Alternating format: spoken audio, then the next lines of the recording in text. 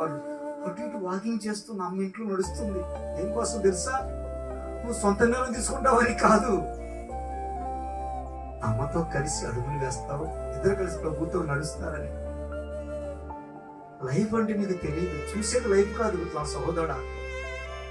నీ కంటి కనబడే జీవితం అనుకో మాకు, నీ కంటి కనబడకుండా గుర్తుపెట్టు.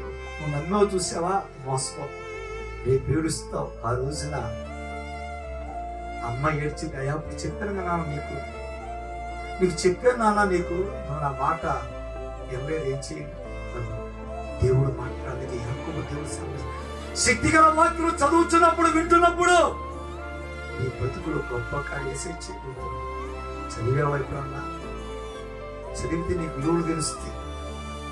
అమ్మ విలువ తెలియదు నీకు, నాన్న విలువ తెలియదు, నీ విలువ అసలు నీకు తెలియట్లేదు. ఎప్పుడు తెలుస్తుంది?